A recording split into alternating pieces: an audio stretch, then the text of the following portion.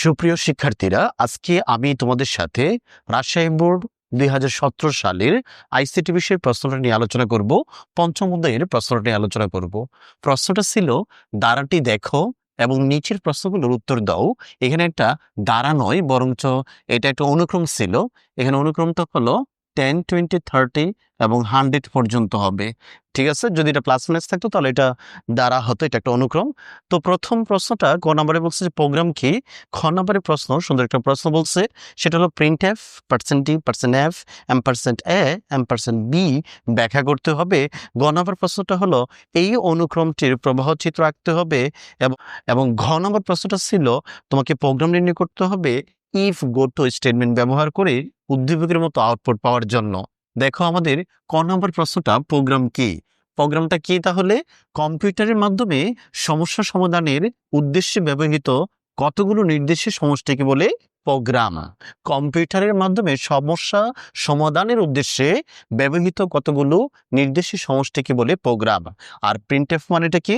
Print F মানে হলো print function, একটি আউটপুট স্টেটমেন্ট। এটা একটা আউটপুট স্টেটমেন্ট। এই প্রিন্ট এফ দিয়ে স্ক্রিনে কোনো কিছু প্রদর্শন করা যায়, যেখানে বিভিন্ন টাইপের ডেটা মনিটরে প্রদর্শিত হয়। আর অন্যদিকে আমাদের %d এবং %f হলো, এটা হলো ডেসিমাল ইন্টিজারের জন্য, এটা হলো ফ্লুট, হলো যথাক্রমে ইন্টিজার এবং ফ্লুট ডেটা টাইপের ফরম্যাট স্পেসিফায়ার। এটা হলো ফরম্যাট স্পেসিফায়ার। এবং এন্ড বা %a %b হলো এ এবং বি নামের দুটি ভেরিয়েবল অ্যাড্রেস, যেখানে এ দ্বারা আমরা ডেসিমাল সংখ্যাটির মান মেমোরিতে রাখলাম এবং বি দ্বারা আমরা ফ্লুট বা ভগ্নাংশ সংখ্যাটির মান রাখলাম মেমোরিতে। চলো আমরা আমাদের গ নাম্বার প্রশ্নের সমাধানটা করি। গ নাম্বার প্রশ্নটা হলো অনুক্রমটির প্রবাহ চিত্র অঙ্কন করো। তাহলে আমি এখন এইটার প্রবাহ চিত্র অঙ্কন করব। গ নাম্বারে কিভাবে লিখবো বলো? এইখানে বিষয়টা বুঝে নাও। এখানে ইনিশিয়াল কত আছে? ইনিশিয়াল হলো আমাদের 10 আছে, I10, এবং প্রত্যেকটা আই কিন্তু 10 করে বেড়ে গেছে এবং সর্বোচ্চ মান হলো 100। এই জিনিসটা মনে রাখতে হবে।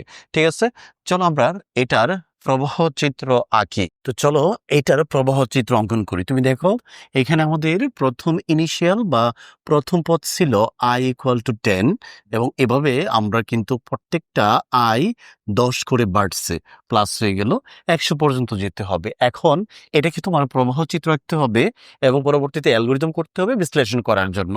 চলো প্রথমে আমরা এটার প্রবাহ চিত্রটা আঁকি। তো আমরা প্রথমে কি করব? প্রথমে একটা ডিম্বাকৃতি চিহ্ন আঁকবো, সেখানে গিয়ে লিখবো স্টার্ট এবং ইনপুটের জন্য এটা করতে হয়।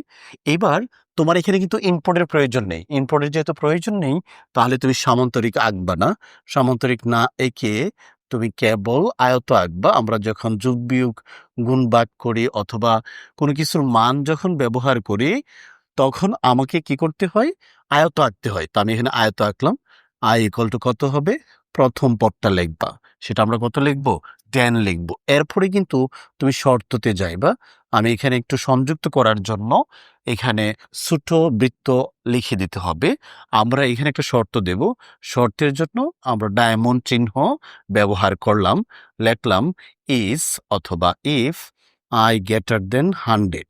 যদি এই কথাটা সত্যি হয়, ইয়েস হয়, তখন আমরা একটা কাজ করব। আর যদি এটা মিথ্যে হয়, তখন আমরা ভিন্ন কাজটা করব। মিথ্যে হলে আমরা কি করব বলো? আমরা অনুক্রমটা বারে বারে প্রিন্ট করব।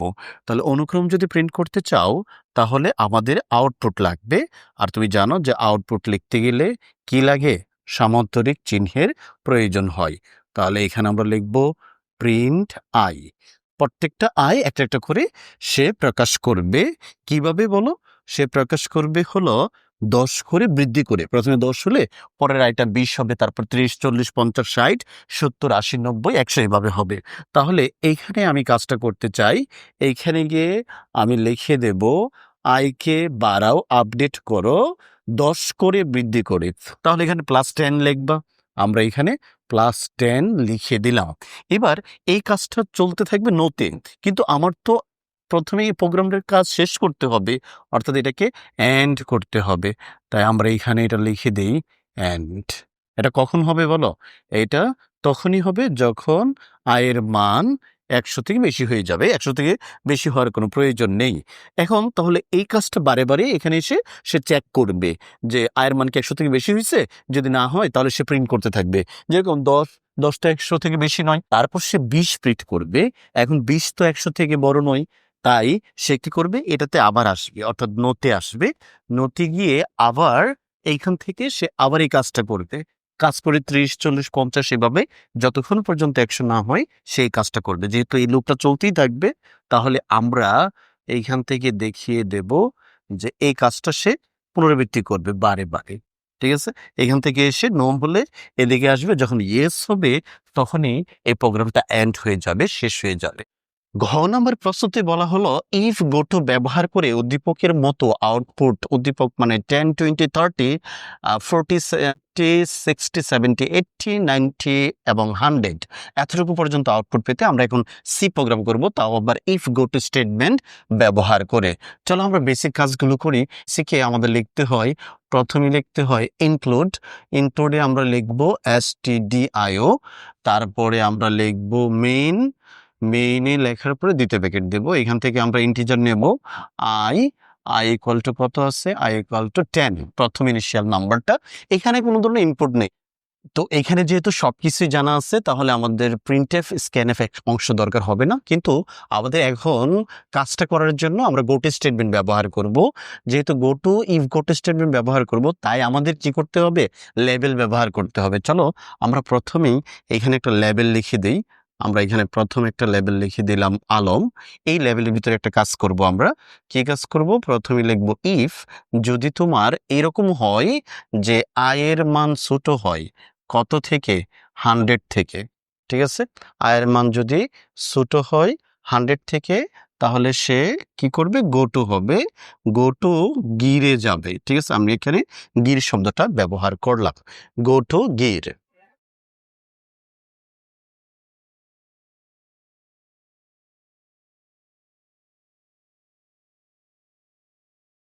তারপরে তোমাকে এখানে প্রিন্টএফ করতে হবে, প্রিন্টএফ মানে প্রত্যেকটা পদ করতে হবে।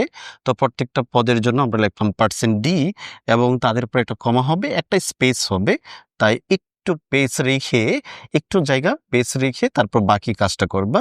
সেখানে গিয়ে আমরা লিখে দেব %d বলতে কাকে বোঝানো হয়েছে বলো, %d বলতে আইকে বোঝানো হয়েছে, বাস এটা লিখে দেবা। তাহলে প্রিন্টএফ %d একটা কমা দেবো, যেহেতু কমা আছে, আবার এখানে একটা পেজ আছে, তাহলে এখানে একটা স্পেস দিতে হবে, আমরা এখানে একটুখানি পেজ রাখলাম।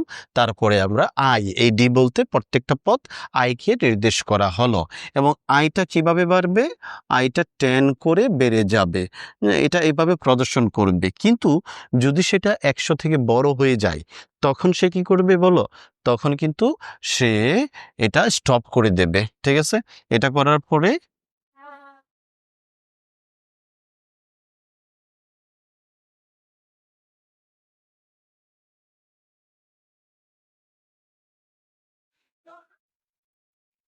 এটা করার পরে সে এবার গোটো যাবে, ইফ লিখলাম গোটো গিয়ে যদি 100 থেকে বেশি হয়,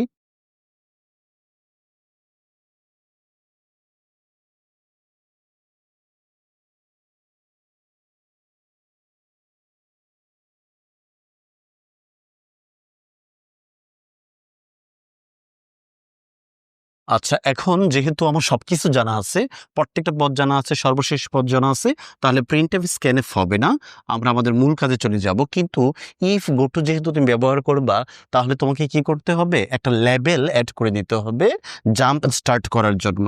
তাই আমি লেবেলটা এখানে লিখে দিলাম আলম, ALM আমার নাম থেকেই লিখলাম, এবং এরপর অবশ্যই কোলন ব্যবহার করবা। এইখানে কি আমি কাজটা করতে চাই, যদি এরকম হয় যে আয়ের মান 100 থেকে বেশি হয়, তাহলে সেটা কি হবে, তাহলে সেটা গোটোতে যাবে, গোটোতে গিয়ে স্টপ করে দেবে, অর্থাৎ গিরে যাবে, গোটো গির। আর অন্যথায় সে কি করবে, সে প্রিন্ট করবে %d লিখলাম, যেহেতু প্রতিটাই হলো ইন্টিজার বা পূর্ণ সংখ্যা, তাই ডেসিমাল সংখ্যা হিসেবে আমরা %d লিখলাম, এরপরে একটা কমা আছে তাই কমা দিলাম, এবং একটুখানি স্পেস আছে তাই একটু পেজ রেখে পরবর্তীতে আমরা ইনভার্টেড কমা শেষ করব, এবং এইখানে গিয়ে লিখব প্রত্যেকটাই হলো আই। এটা লেখার পরে আমাদের আই কিন্তু 10 করে বেড়ে গেল, তাই আমি আই ইকুয়াল টু আই +10 লিখবো, যেহেতু 10 করে বাড়ছে। যদি এটা হয় তাহলে তো কাজটা করবেই, আর যদি এটা না হয় তাহলে কিন্তু সে আবার গো টু হবে, সে এই কাজটা করে আবার ব্যাগে আসবে এটা প্রমাণ করার জন্য যে এটা গিরে যেতে পারবে কিনা, 100-তে যেতে পারবে কিনা। তাহলে বুঝতেই পারছো, সে এই কাজটা করার পরে সে আবার চেক করবে আলমের কাজটা ঠিক আছে কিনা। তাহলে আমি লিখবো go to Alam, go to Alam. আর অন্য ক্ষেত্রে আমরা চলো এখানে গির শব্দটা লিখা দিই, এটা আরেকটা লেভেল, একটা আলম একটা গির, এখানে তো গির শব্দটা লেখা আছে, তাই এখানে একটা লেভেল, এই গির থেকেই আমি এটা ব্যবহার করলাম। যদি এরকম হয় যে 100 থেকে বড় হয়ে গেছে বাস, তাহলে প্রোগ্রামটা আমাকে শেষ করে দিতে হবে, আউটপুটটা বের করে এটা রিটার্ন হয়ে যাবে, তাহলে রিটার্ন 0 হবে। এই ছিল আমাদের কাজটা, এবার আমরা দ্বিতীয় ব্র্যাকেট দিয়ে শেষ করে ফেলবো।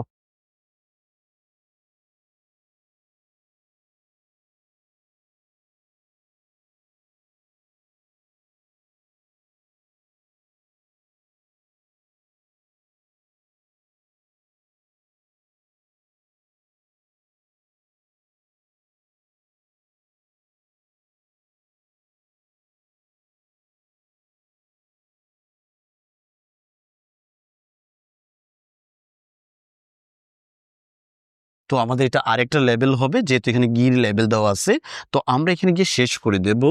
এই লেভেলে গিয়ে আমরা বলবো যে প্রোগ্রামটা শেষ করে দাও, তাহলে রিটার্ন 0 হবে। আর সম্পূর্ণ প্রোগ্রামটা ক্লোজ করার জন্য আমরা কার্লি ব্রেসেস সেকেন্ড ব্র্যাকেট দ্বিতীয়টা ব্যবহার করে দেব। এই ছিল আমাদের রাজশাহী বোর্ড 2017 সালে আসা প্রশ্নের সমাধান। প্রোগ্রাম কি সেটা জানলাম, প্রিন্টএফ ফাংশনটা কি, %d হলো ডেসিমাল, %f হলো ফ্লোট, এ হলো আমাদের ভেরিয়েবল, d হলো ভেরিয়েবল স্পেসিফায়ার, এগুলো জানলাম, এবং এই অনুক্রমটার কিভাবে প্রবাহ চিত্র আঁকতে হবে সেটাও শিখলাম, এবং ইফ গোটো স্টেটমেন্ট কি করে ব্যবহার করে আমরা অনুক্রমে কাজ করতে পারি সেটাও কিন্তু শিখলাম। এখানে কিন্তু আমরা একটা শিখলাম লেভেল বিষয়টা। আশা করি শিক্ষার্থী বন্ধুরা তোমরা বুঝতে পারছো। এই প্রশ্নের উত্তরটা আসলে, এই প্রশ্নের উত্তর কিন্তু একটু জটিল মনে হয় তোমাদের, এই প্রশ্নের উত্তর কিন্তু অনেকের কাছে অনেক জটিল মনে হয়।